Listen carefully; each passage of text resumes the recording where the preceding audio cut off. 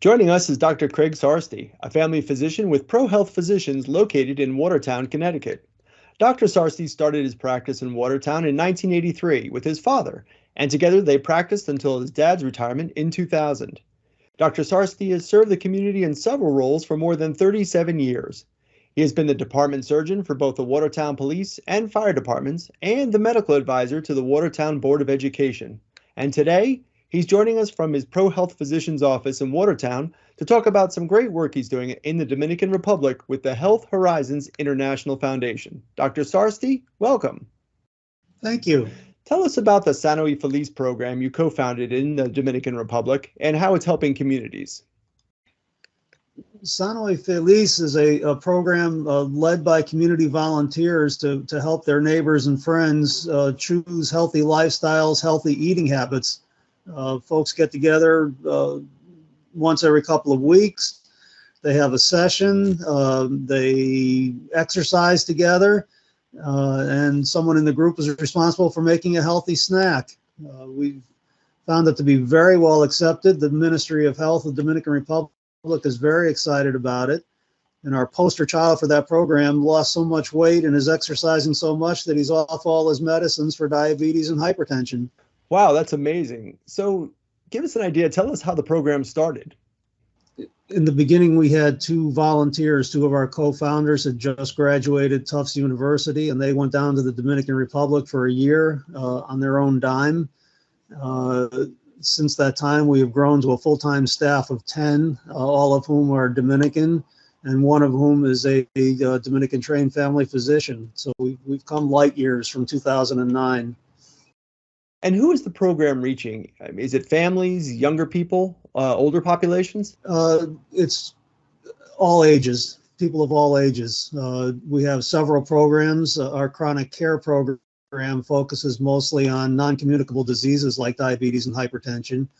But the Sani Feliz program we talked about has been adapted, and we're doing it in schools to teach kids the importance of healthy eating and healthy lifestyles. One of our newest programs is we've started community gardens to reacquaint people with agriculture and give them the ability to grow healthy foods in small plots next to their own homes. We have a model community garden, and just last week, the Dominican government gave us 3 more plots of land, about 1/3 of an acre each, where we're going to roll out this community garden program with the help of the Dominican government, who are also very excited about it. Wow, that's fantastic. Congratulations. So are you rolling up your sleeves and getting your hands dirty with these gardens? So to say. Not me personally, but there are plenty of people down there who are. That's great. And tell me about women's health. What kind of progress have you had improving the health outcomes with female patients? So one of our other programs is called Movimiento Mujeres, Women's Movement. We are bringing GYN services out into the rural areas where they are not available. And in general, women have a very difficult time coming down out of those rural areas to get these services. So we're providing access to pap smears and mammograms and GYN follow-up. What has been the response from the communities that you serve, from patients and families that you're regularly interacting with? The patients are extremely grateful for any little thing we can do for them. That's part of the joy of being down there.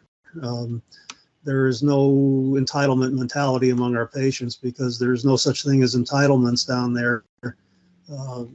So they routinely thank us. Occasionally bring us presents. It's just a joy to practice down there.